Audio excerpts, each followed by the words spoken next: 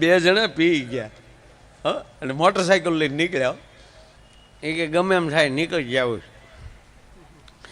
એ થોડેક દૂર ગયા એટલે બીડીની તલપું લાગી. સામા પવન મોટરસાઇકલ હમણાં ઉભા રહ્યા, પવન સામો હતો, બે બીડીયું જગાવ્યું, પણ સામો પવન એટલે બીડી જગે નહીં, કારણ કે એમાં ત્રિવેણી સંગમ જોવે. કાંડી, બીડી અને હાથ, આ ત્રણે એકારે ભેગું થાય ને તો બીડી જગે. એ કઈ નાનો હુનો મુદ્દો નથી. હવે સામો પવન ને એમાં પી ગયેલા એટલે કઈ ભેગું થાય નહીં આમ. એટલે એક જણા એ કીધું કે આમ આમ જો આ મોટર હેઠા તો ઉતરે નહીં. એટલે એમ કે મોટરસાઇકલ આમ પાછા વાળો, સામો પવન છે એટલે પાછા મોટરસાઇકલ પાછા વાળ્યા, વળતા પવન આમ પછી પાછળથી પવન, એટલે પછી બીડીયું જગી ગયું, બીડીયું પીને નાખી દીધું. પછી વાળ્યા એ ભૂલી ગયા પોતાના ગામમાં પાછા હો.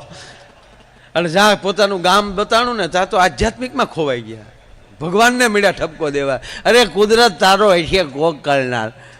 અમારું ગામ જેવું ગામ, અમારું ગામ જેવો વડલો, અમારું ગામ જેવો અવેડો. એમાં જ એના જે મોટરસાઇકલ ઉપર બેઠો હતો ને એની ઘરવાળી નીકળી, તો એની બાજુમાં મોટરસાઇકલ ચડાવીને કહે, બેન મેં તમને કંઈક જોયા છે. સંબંધ ભૂલવાડે એટલું ન પીવાય સાહેબ. અને આ દીવમાં અમસ્તા બેહીએ ને, આ દીવ વિસ્તારમાં તોય હારો પાવર આવ્યો. હા, હું આ ખેમરાજ અમારે ઉલ્લી મંજીરા વગાડતો હતો, મને વેમ મળ્યો પડવા કે તું ભાઈ ક્યાં આડોવડો ગયો નતો. મને કે નહીં ભાઈ મોઢું મૂકી લ્યો. હવે હું તમને હાવ ચોખવટ કરો, આ મોઢું મૂકવાનું મને ઘણા કહે ને, પણ હવે મને જેની ગંધની જ ખબર નથી કે આને ઈ ગંધ કહેવાય, તો એનું મોઢું મૂકે મને શું ફાયદો થાય કયો. એક ભાઈએ પ્રશ્ન કર્યો એક ભાઈને, પથરી થઈ હોય તો ક્યાં જવાય? કે નાની થઈ હોય તો દીવ જવાય, મોટી થઈ હોય તો ગોવા જવાય. હા, એક જણે સાહેબ ઓલા ચા બનાવતો હતો ને એને કીધું કે એવી બેટા ચા બનાવ કે એક ઘૂંટડો ભરીને તાર રોમે રોમે દીવા થઈ જવા જોઈએ. ત્યારે ઓલો બોલ્યો કે તો દૂધ નાખું દારૂ? રોમે રોમે દીવા તો જ થાય. પણ મૂળ વાત ઉપર મારે જવું છે કે આ વણાકબારા એટલે કોળી સમાજ, ખારવા સમાજ, પાછો બધાયનો વ્યવસાય નહીં સાહેબ, કહેવાય ગયો ધર્મ. વાણ ખેડવાનું, દરિયો ખેડવાનો. અને તમે જેને મરજીવા શબ્દ વાપરવામાં આવે છે, સાગરની અંદર જે લહેરું કરતા હોય દરિયાના ખોળામાં. અને તમે બીજી વાત એ કહો કે દરિયામાં જે ખેડૂ કરે છે ને એ વિષ્ણુની નજીક બહુ હોય, કારણ કે ભગવાન વિષ્ણુ સહી ક્ષીરસાગરમાં રહે. પછી લક્ષ્મી દરિયાની દીકરી. જો સાગરના દરિયાના કેટલા દીકરા છે. ભગવાન વિષ્ણુ પાછો દરિયાનો જમાય. વિષ્ણુનો સસરો સાગર છે, એની દીકરી લક્ષ્મી સાગરની, એટલે વિષ્ણુના પત્ની. એટલે સાગરના જેટલા દીકરા હોય એ વિષ્ણુના હાળા થયા. હગાભાઈને માણા ન હાસવે પણ હાળાને હાસવવા પડે. એટલે વિષ્ણુની કેટલા નજીક. આ મીઠું છે, મીઠું એ પણ દરિયાનું છોરું છે, દરિયાનો દીકરો છે. અને મોટા માણસનો દીકરો થવામાં ફાયદો શું ખબર? આ મીઠું છે કેવું સ્વાદે, ખારું, છતાં મીઠું કેવું પડે ને. દરિયાનો દીકરો છે, મોટા બાપનો દીકરો, કેમ ખારો કેવો સાહેબ? ખારો હોય તો મીઠો કેવો પડે. એટલે એ જે લૂણ જે છે, મીઠું જે છે, જેની વગર જગત ચાલે નહીં. દરિયાના તમામ સંતાનો વગર આ જગત ચાલે નહીં ભાઈ. લક્ષ્મી વગર જગત ન ચાલે, મીઠા વગર જગત કોઈની રસોઈ ન બની શકે. અમૃત એ પણ સાગર માલી. અરે ઝેર પણ સાગર માલી નીકળ્યું. સમાજમાં થોડું ઘણું ઝેર પણ હોવું જોઈએ. ઝેર વગરનો સાપ મદારીના કંડિયામાં પીડ્યો હોય એ લાગે સાપ, બાકી એનાથી કોઈ ડરે નહીં. માણસમાં ઝેર પણ, પોતાપણું પણ હોવું જોઈએ. ત્રીજી વાત, આ મદિરા એ પણ સમુદ્ર મંથનમાં નીકળ્યો છો. હા, એ કઈ મોડું નથી. તમે તારે પીજો, અમારા બાપનું શું થાય. હા, ઘડીક રહેવું ખોટું આંખે થવું આપણે, પણ માફક માપે. જો આ તમામ વ્યવસ્થા, તમામ જે ચીજ વસ્તુ બની છે દુનિયામાં, એ એક પણ વસ્તુ ખરાબ નથી, પણ એનો ઉપયોગ ક્યાં કરવો એ માણસને ખબર પડવી જોઈએ. આ જો કઈ પીતા હોય તો એ દેવો લોકો પીતા નથી. આ શાસ્ત્રમાં છે ઉલ્લેખ. ઇન્દ્ર તો બહુ પેક મારતો સાહેબ. બિયર બાર નું ઓપનિંગ જ કરનાર ઇન્દ્ર છે.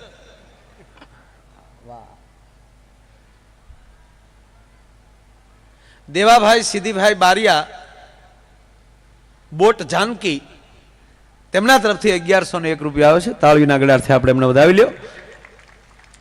શાંતિલાલ દેવાભાઈ ચાવડા, ભગવતી કૃપા, તેમના તરફથી 1111 આવે છે. ખૂબ ખૂબ ધન્યવાદ. થોડાક નામ ભેગા કરજો, એક સાથે બાબુભાઈ બોલી જાય, અને જેટલા દેવા એટલા દેજો ભાઈ. આ ભગવતીનું કાર્ય છે. મૂળ વાત એ કરતો હતો કે એ કોઈ વસ્તુ ખરાબ છે જ નહીં, પણ ક્યાં જાતી વખતે શું તમારે હારે હોવું જોઈએ, તમારો રૂટ શું છે. દાખલા તરીકે તમે દ્વારકાની જાત્રાએ જતા હો ત્યારે તમારી ગાડીમાં શું હોવું જોઈએ? ફ્રૂટ હોવું જોઈએ, ફળ હોવા જોઈએ, એમાં બોટલો ન હોવી જોઈએ.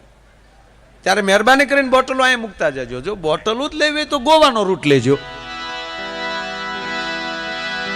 તમે ક્યાં જાઓ છો અને ક્યાં કાર્યક્રમમાં જાઓ છો?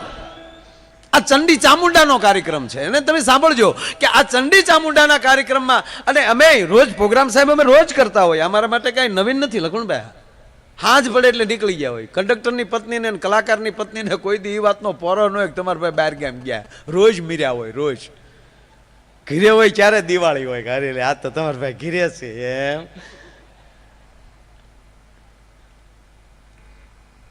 પણ અમુક પ્રોગ્રામ જ્યારે અમારી પાસે આમંત્રણ આવે ત્યારે અમે દિલથી રાજી થતા હોય.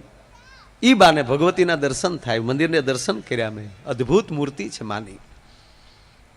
કેવડી મૂર્તિ છે, કેવડું મંદિર છે નહીં, એની અંદર ઉર્જા કેવી છે.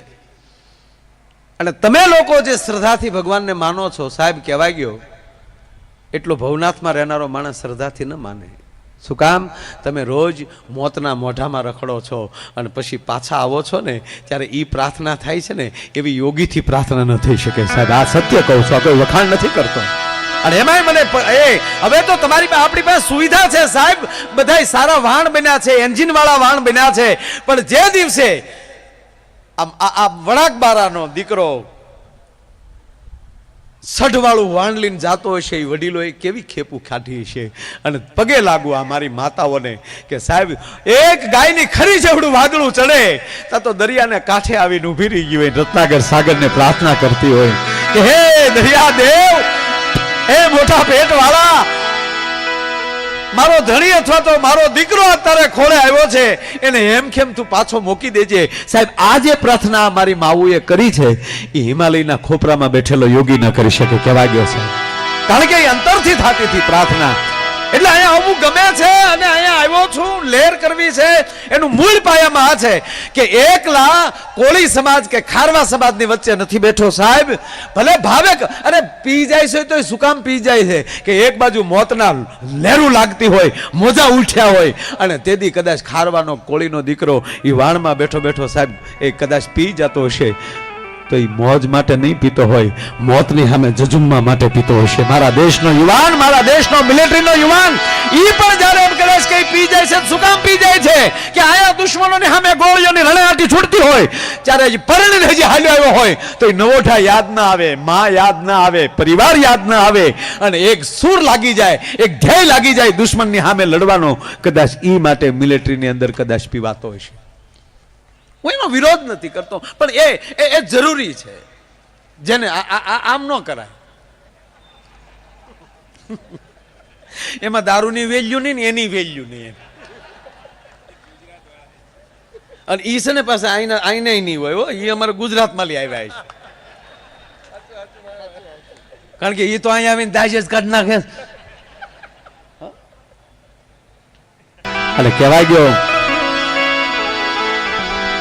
પ્રફુલભાઈ હારું નથી લગાડતો મારા બાપ, પણ અહીંયા વળાકબારા અને દરિયાને કાંઠે જે જીવે છે ને એ શ્રદ્ધા અને ભરોસા વાળો સમાજ છે. અને એટલે અમારો કવિ કાગ લખે છે કે ભાઈ એને ભરોસે રે માયજી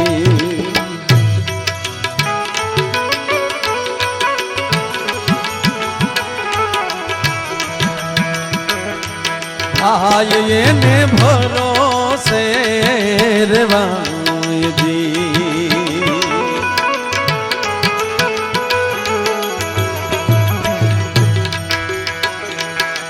ભરોસે રેવાય ભરોસે રેવાય એ મડા પણ નો રે ડોલાય એને ભરોસે રેવાય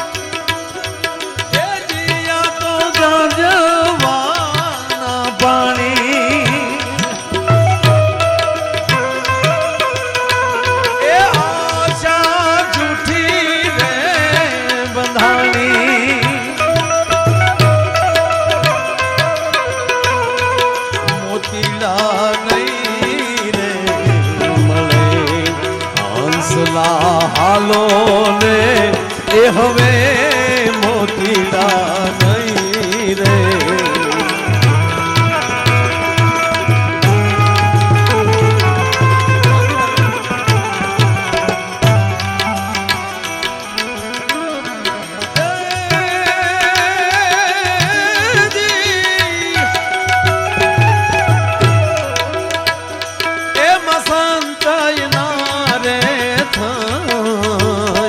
એના ભરોસે રેવાયજી